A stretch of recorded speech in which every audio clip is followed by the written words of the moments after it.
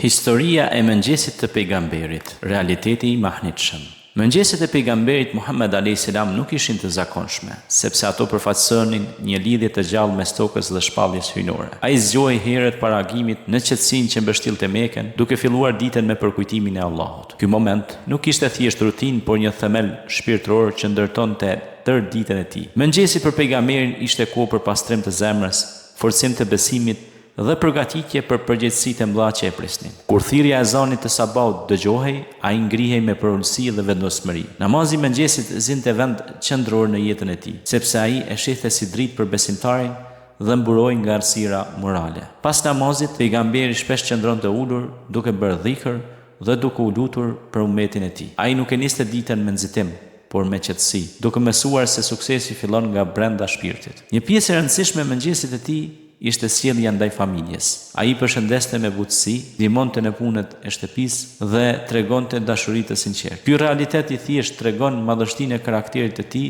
sepse ai ishte udhëheqës i një ummeti, por njëkohësisht bashkëshort dhe familjar i përkushtuar. Mëngjesi i tij na mëson se adhurimi nuk ndahet nga morali i përditshëm. Pejgamberi gjithashtu i kushtonte vëmendje ushqimit të mëngjesit, duke zgjedhur thjeshtësinë dhe falënderimin. Ai nuk e tepronte dhe as nuk e nënvlerësonte begatin. Çdo kafshat shoqërohej me mirënjohje ndaj Allahut, duke mësuar se furnizimi është dhuratë dhe provë njëkohësisht. Në mënyrë jetese krijonte ekuilibër mes trupit dhe shpirtit. Pas kësaj, pejgamberi përgatitej për misionin e tij ditor. Ai priste njerëzit, dëgjonte hallet e tyre, jepte këshilla dhe udhëzime me drejtësi. Mëngjesi ishte koha kur ai vendoste tonin e ditës me durim, mençuri dhe mëshirë. Çdo fjalë e tij ishte e matur, çdo veprim i menduar. Realiteti i mëngjesit të pejgamberit nuk ishte legjendë, por shembull praktik për çdo besimtar. Ai tregon se një ditë e suksesshme fillon me lidhje me Allahun, sjellje të mirë dhe përgjegjësi ndaj njerëzve. Ky mëngjes i bekuar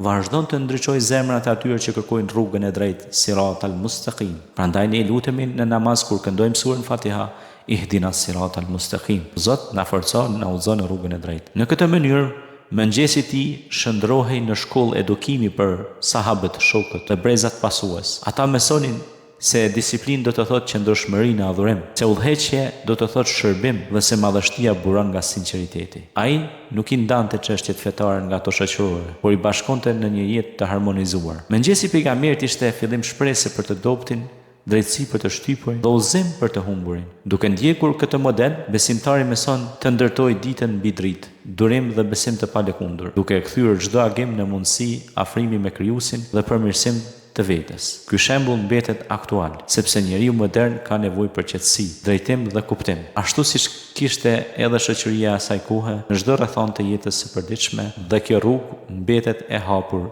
gjithmonë.